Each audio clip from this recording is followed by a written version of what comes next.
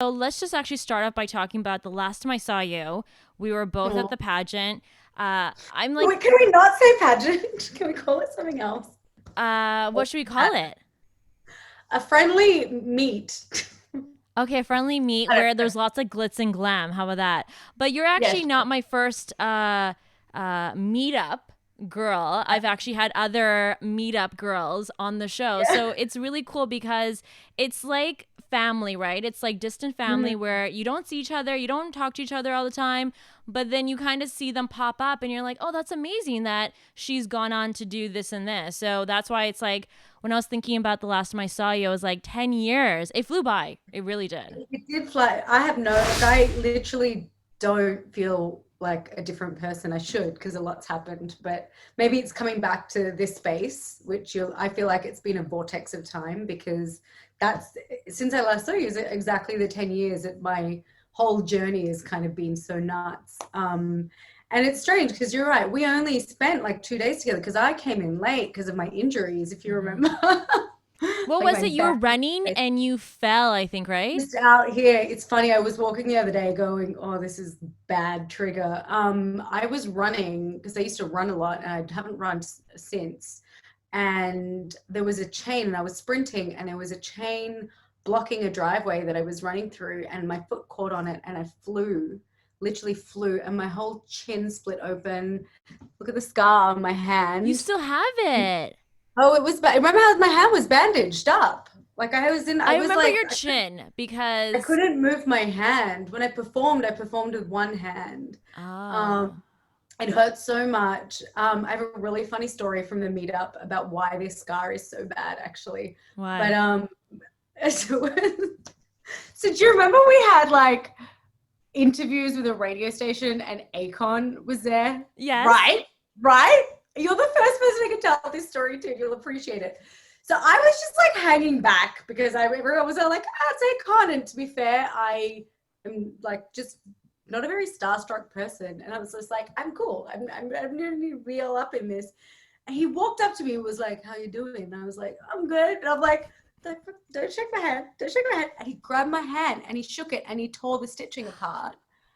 Oh, And shoot. that's why it was so painful. And so I got my wound because we were in South Africa.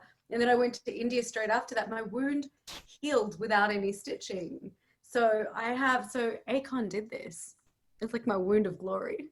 You know, if I ever get him on the show, I'm going to bring this up and I'm going to be like, this is the impact you've had on people. I know, like this 20-year-old thing was like, don't press my hand. But anyway, Okay, I really do have a responsibility, whether I like it or not. yeah. I love So that you funny brought that story. up though, because sometimes when I tell people about the pageant and what it was like, it was such a blur, but I do remember that mall experience and Akon. And I'm like, at that time, I feel like we didn't appreciate Akon. Like, I don't know if he wasn't big enough at that time or what, but now I look back, I'm like, that is really weird that we were at a mall with Akon. Like, that's a weird story. It was a really bizarre few days. I mean, I think, like for me, the reason to even be a part of it in Australia stemmed from like a real passion for cross-cultural identity, which now kind of rings through all the work that I do.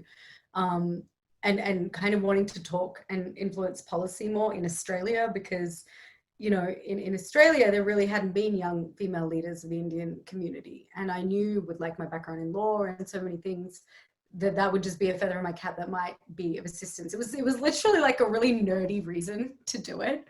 So I was so just a fish out of water in that environment of like, I remember you being there and like Soham and like a few girls, and I was like, all right, we can be normal. But the general kind of the pressure that one puts on themselves in that scenario. I mean, I remember like the prize I got was like the girl that makes people laugh or something. I don't know if you remember this, but What I was got some it? like award. I got like an award for being funny. Oh, That was my only congratulations. award. That was all that I got. I'm trying to remember if I won anything. Honestly, it's like a blur. I feel like it was like high school for me. I feel It like was we like went to high school. school. Well, we were probably still just all out of high school, quite frankly, like only a few years out. We were So young. Yeah. anyway, Yeah, but that's Um, why I love that we have that background, because I always appreciate when I know people from when they were starting their careers, and then I get to, come in. I mean, if I'm lucky, I get to come in not after 10 years. Like I like to come like after every few years and see them grow. But, like for example, like Lily Singh. Do you know Lily Singh? I do know who, of course I Okay, know so I Lily was her Singh. first TV interview, and I remember somebody sent me a YouTube, and I was like, that's really awesome that you don't see many brown girls on YouTube. So I had her, and I remember she was in awe of being on the set, and I was like, "You've never been on TV?" And she's like, "No."